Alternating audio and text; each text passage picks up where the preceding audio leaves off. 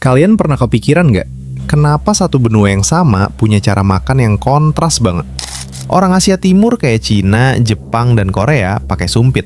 Sementara orang Asia Selatan kayak India, Pakistan, dan Bangladesh lebih nyaman pakai tangan langsung. Apakah ini cuma soal tradisi? Atau sebenarnya ada alasan teknis di balik jenis makanan yang mereka konsumsi setiap hari? Ternyata alat makan kita bukan cuma soal budaya, tapi soal efisiensi energi dan cara manusia beradaptasi dengan bahan bakunya.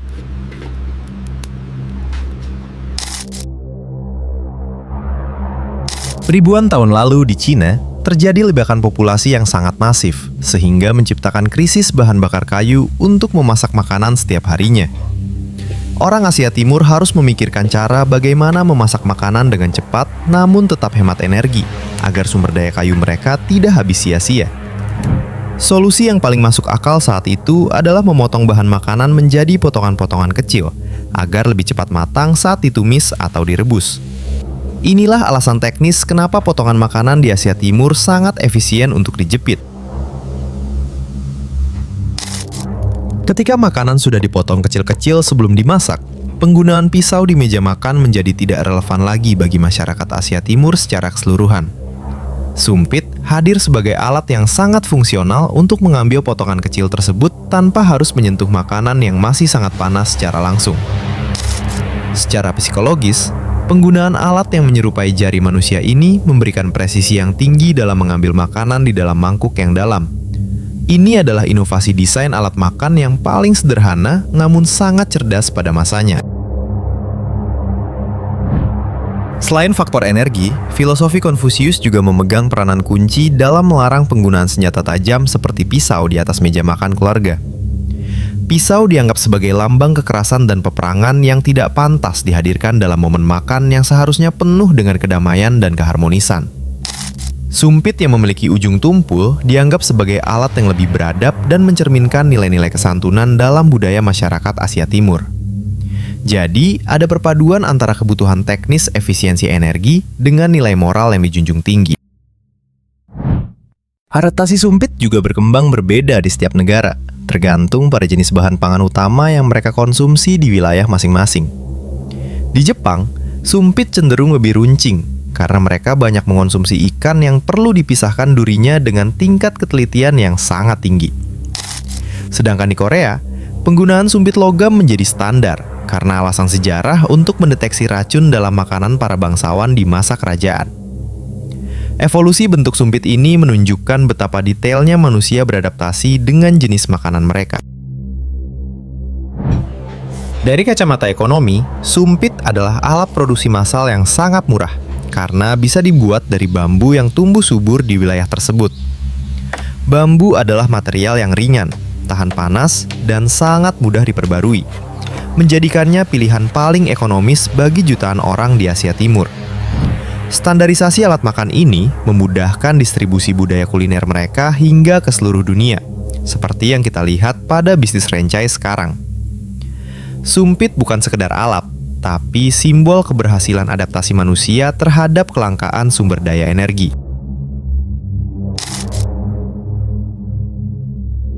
Bergeser ke Asia Selatan, alasan kenapa mereka makan pakai tangan bukan karena mereka tidak punya alat, tapi karena jenis makanannya memang didesain untuk disentuh. Kuliner India dan sekitarnya didominasi oleh makanan pokok seperti roti naan, paratha, atau chapati yang perlu disobek sebelum dikonsumsi. Penggunaan sumpit atau sendok akan sangat menyulitkan proses menyobek roti yang memiliki tekstur elastis dan padat seperti itu. Tangan manusia memberikan kontrol motorik yang paling sempurna untuk menyesuaikan ukuran suapan sesuai keinginan masing-masing. Selain roti, penggunaan kuah kari yang kental dan kompleks membutuhkan teknik mencampur yang hanya bisa dilakukan secara maksimal menggunakan jari-jari tangan manusia.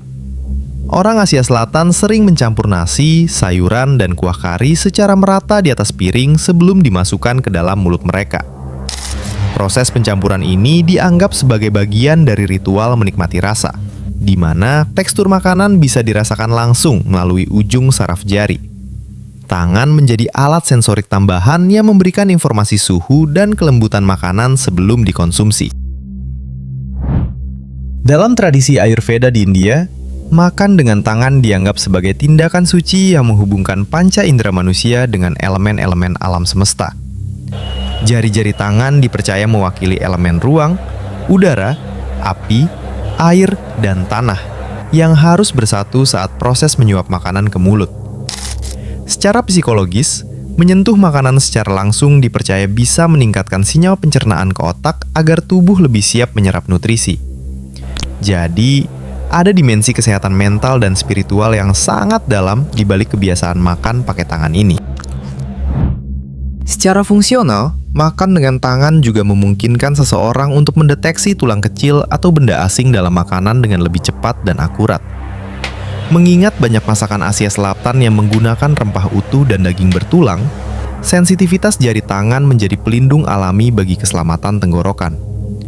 Ini adalah bentuk quality control langsung di meja makan yang tidak bisa diberikan oleh alat makan kaku seperti sendok logam. Efisiensi ini telah teruji selama ribuan tahun dan tetap relevan meskipun teknologi modern sudah sangat berkembang. Kalau kita bedah secara geografis, ketersediaan bahan baku material alat makan juga sangat memengaruhi kebiasaan masyarakat di kedua wilayah besar ini. Asia Timur memiliki hutan bambu yang sangat luas, sehingga menciptakan budaya alat yang terbuat dari kayu sejak zaman prasejarah mereka. Sementara di banyak wilayah Asia Selatan, penggunaan daun pisang sebagai alas makan lebih umum karena ketersediaan tanaman tropis yang masif. Menggunakan tangan langsung di atas alas alami adalah solusi paling praktis dan ramah lingkungan dalam iklim tropis. Iklim panas di Asia Selatan juga memengaruhi jenis masakan yang cenderung disajikan dalam kondisi suhu yang lebih hangat, bukan panas yang mendidih. Hal ini memungkinkan tangan manusia untuk bersentuhan langsung dengan makanan tanpa risiko terluka karena suhu yang terlalu ekstrim bagi kulit. Di Asia Timur, budaya sup panas yang mendidih sangat dominan karena iklim mereka yang memiliki musim dingin yang sangat menusuk tulang. Perbedaan suhu penyajian inilah yang secara tidak langsung menentukan apakah tangan manusia sanggup menyentuh makanan tersebut. Tekanan ekonomi di masa lalu juga membuat penggunaan tangan menjadi pilihan yang paling inklusif bagi semua lapisan masyarakat tanpa terkecuali. Tidak perlu modal untuk membeli alat makan tambahan, sehingga setiap orang bisa makan di mana saja dan kapan saja dengan sangat mudah. Di wilayah dengan populasi yang sangat padat, meminimalkan kebutuhan akan peralatan tambahan adalah bentuk efisiensi logistik rumah tangga yang sangat cerdas. Budaya makan tangan menunjukkan bahwa kemudahan akses adalah kunci utama dalam keberlanjutan sebuah tradisi kuliner di masyarakat. Sekarang, kita melihat adanya pergeseran di mana banyak restoran kelas atas di India tetap mempertahankan tradisi makan dengan tangan secara profesional. Ini menunjukkan bahwa cara makan bukan sekedar masalah status ekonomi, melainkan masalah kenyamanan dan kenikmatan rasa yang sudah teruji waktu. Dunia mulai menyadari bahwa setiap alat makan memiliki peruntukannya masing-masing tergantung pada apa yang ada di atas piring kita. Tidak ada yang lebih superior, yang ada hanyalah alat yang paling efisien untuk konteks makanan yang sedang dikonsumsi. Di era globalisasi sekarang, batas-batas alat makan ini mulai memudar karena orang mulai mengadopsi cara makan sesuai dengan jenis kuliner yang dipesan. Kita melihat orang Amerika belajar pakai sumpit saat makan sushi, dan orang Eropa mencoba makan pakai tangan saat mengunjungi restoran India. Secara ekonomi, ini adalah bentuk cross-culture marketing yang sangat hebat karena alat makan menjadi pintu masuk untuk memahami budaya asing. Kemampuan beradaptasi dengan alat makan yang berbeda adalah keterampilan sosial yang sangat penting di dunia internasional sekarang. Industri perawatan makan global juga terus berinovasi untuk menciptakan alat yang lebih higienis, namun tetap mempertahankan nilai-nilai tradisi dari masing-masing wilayah. Namun, tantangan terbesarnya adalah bagaimana menjaga agar identitas unik ini tidak hilang. Karena standarisasi penggunaan sendok dan garpu ala barat, kita harus sadar bahwa keberagaman alat makan adalah kekayaan intelektual manusia yang menunjukkan betapa kreatifnya kita dalam memecahkan masalah dasar. Mempertahankan cara makan tradisional adalah bentuk penghormatan kita terhadap sejarah panjang nenek moyang dalam mengelola sumber daya alam. Masa depan alat makan mungkin akan lebih dipengaruhi oleh faktor keberlanjutan lingkungan daripada sekedar faktor budaya atau kebiasaan lama semata. Sumpit bambu sekali pakai mulai dikritik karena limbahnya. Sementara makan pakai tangan dipuji karena tidak meninggalkan jejak sampah plastik atau logam. Kita mungkin akan kembali ke cara-cara lama yang lebih ramah lingkungan, namun dengan standar higienitas yang jauh lebih modern dan terkontrol. Pada akhirnya, cara kita makan akan selalu mengikuti prinsip efisiensi, kesehatan, dan bagaimana kita berinteraksi dengan alam sekitar. Kesimpulannya, sumpit dan tangan langsung adalah dua inovasi hebat yang lahir dari kebutuhan efisiensi energi, jenis bahan pangan, dan filosofi hidup. Asia Timur memilih sumpit sebagai solusi atas krisis bahan bakar dan potongan makanan kecil. Sementara Asia Selatan memilih tangan untuk merasakan tekstur kuliner. Tidak ada cara makan yang lebih baik atau lebih bersih, karena keduanya memiliki landasan logika ekonomi dan kesehatan masing-masing. Memahami perbedaan ini membuat kita lebih bijak dalam melihat keberagaman manusia tanpa harus memberikan penilaian yang subjektif.